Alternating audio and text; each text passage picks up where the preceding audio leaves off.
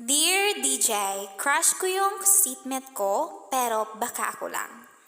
Isang gabi na naman ng tawanan, kilig at mga kwentuhang kabog sa puso.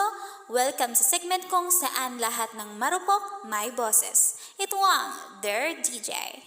Ngayong gabi may nagpadala na naman sa atin ng kwento mula sa isang high school student na medyo lutang sa klase pero lutang sa pag-ibig. Dear DJ, ako po si Jake, grade 10, single since birth, 5'5" yung height, may timang siko pero malinis ang intensyon. DJ, may gusto po ako sa classroom namin. Crush ko, seatmate ko. Si Justin, babae, maganda, matapang at walang paki kahit may muta siya sa first period. Lagi ko siyang tinutulungan mag-check ng quizzes kahit pareho kaming mali. Pag group activity, lagi akong volunteer na magdala ng kartulina kahit hindi ko bahayan malapit sa National Bookstore. One time, may project kami. Sabi ko, ako na bahala sa PowerPoint. Di ko alam paano gumawa, kaya ending, 27 na slide, puro transition at glitter text, pero proud siya. Sabi niya, ang effort mo, Jay, kahit wala namang laman. Sana sinabi niya yan sa puso ko rin. Minsan bigla siyang magtatanong na, Jake, crush mo ba ako? Tapos tatawa siya. At ako, ngingiti rin. Pero deep inside gusto kong sumigaw na, oo, sinigaw ko na, sana marinig mo na. Nung buwan ng wika, parehas kaming napiling mag-duet sa kantang Ikaw.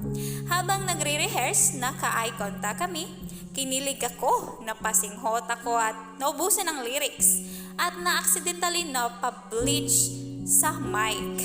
DJ literal na warp of love. Napahiya ako pero sabi niya, okay lang yan, Jay. At least natural ka. Eto na, G is prom. May sayawan. Tinignan ko siya buong gabi. Naghintay ko ako ng sign. 10:48 PM, nilapitan ko siya, sabi ko, pwede ba kitang isayaw?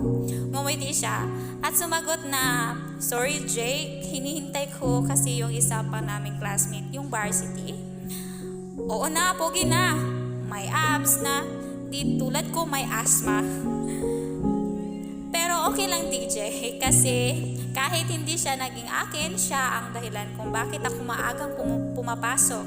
Siya ang dahilan kung bakit hindi ako dinadrop yung subject kahit bagsak ako. At sa totoo lang, okay na kung hindi niya ako naging choice. Basta sa kwento ng buhay ko, siya yung favorite plot twist, even if hindi happy ending.